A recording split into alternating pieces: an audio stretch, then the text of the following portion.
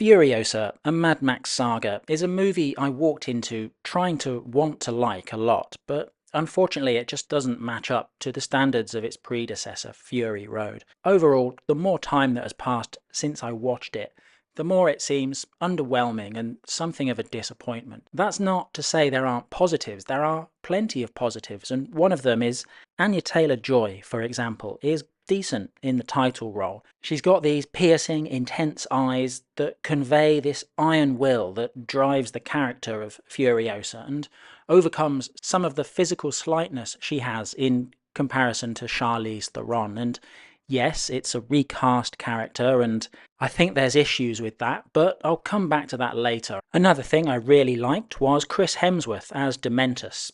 To be honest, I'm still not sure about the prosthetic nose, whether it adds something or takes away or just obscures the fact. He's famous for a lot of other things and helps him not look like himself. In some ways, it's quite a mannered and dramatic performance, but the way that the character's motivation unfolds is actually really effective by the end of the movie. Dementus is someone with a very specific worldview, a great deal of trauma, and this man's collapse into the persona of Dementus. And it is like there's another guy in there. He was a different person in the before times. And this made me feel that, yeah, in this kind of post-apocalyptic situation, a person like Dementus with his specific philosophy would definitely emerge. He's absolutely a monster and a very self-aware monster. I thought that was very interesting. So Dementus is a great example of the subtle but effective world building that Fury Road did and that Furiosa, a Mad Max saga, continues.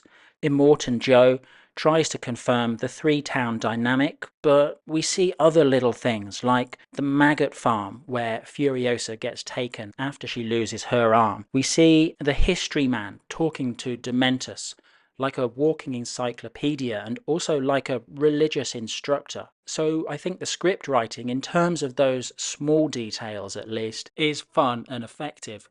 Whether it works on a macro scale, I'll come back to later. I also liked the action. It's on a much smaller scale than Fury Road was. I guess the budget got slashed a bit. But the scene where Furiosa meets Praetorian Jack, for example, on the war rig, was great action. All these small vehicles, but still very tense, very involving, and the scenes with the parachutes, I thought, were particularly good. Tom Burke as Praetorian Jack is probably the best new addition to the cast and plays well against Anya Taylor-Joy. Unfortunately, we don't see the scenes where he teaches Furiosa how to handle the war rig, and that's typical of an uneven script which doesn't show us the stuff we want to see and spends too much time with the stuff that's less interesting, like perhaps the young Furiosa. I'd say that's most of the positives covered. Now let's have a look at what's maybe less good, and unfortunately one of the things is the CGI. Early on there's an overhead shot where Dementus's gang is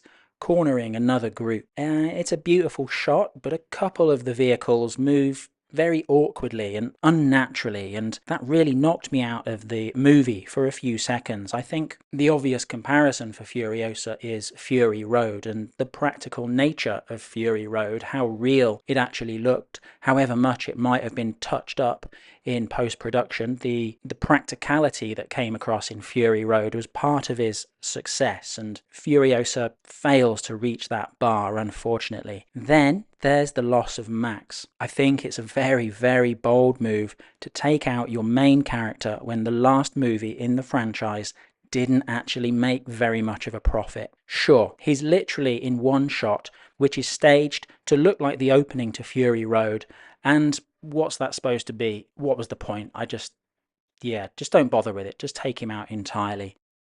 So they've taken out their main character and then recast Furiosa.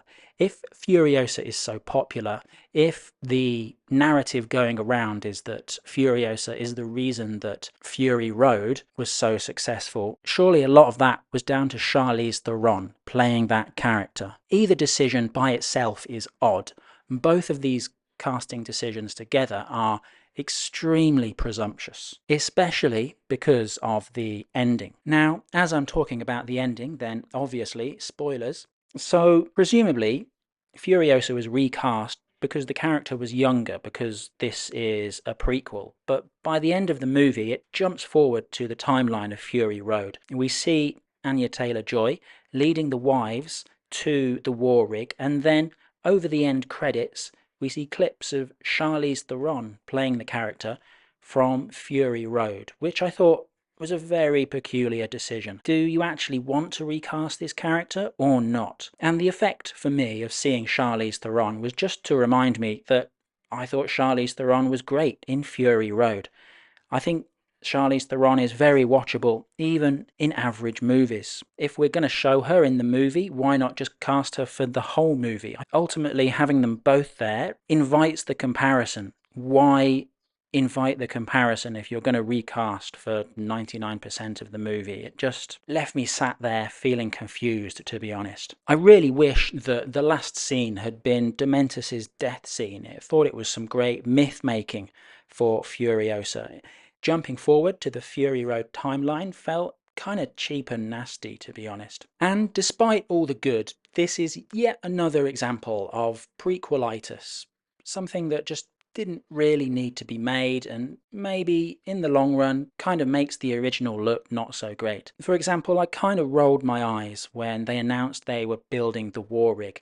There's so many characters on screen that you know aren't dying and aren't getting injured in any significant way. Furiosa, Immortan Joe, Rictus, the People Eater. Furiosa as a prequel for Mad Max makes all the same mistakes that the Star Wars and Lord of the Rings prequels have done. They're going backwards because they lack the creativity to actually go forwards. And let's be honest, there haven't been many examples of prequels that have actually added very much in recent years. Unfortunately, there's also kind of a bit of the modern audience stuff as well, except for Praetorian Jack. Pretty much all the men are dumb and evil. The opening scene kind of made me roll my eyes a bit when young Furiosa gets kidnapped.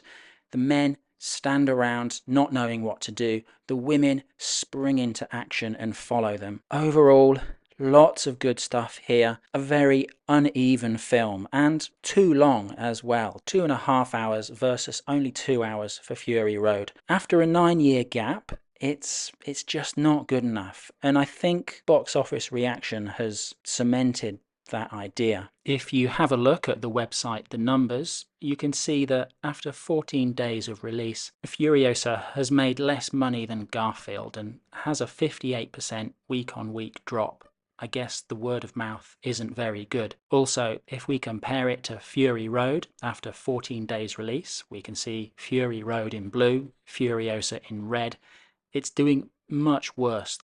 So, is this a dead franchise? It might be. The next movie needs to be a lot better. Thanks for watching.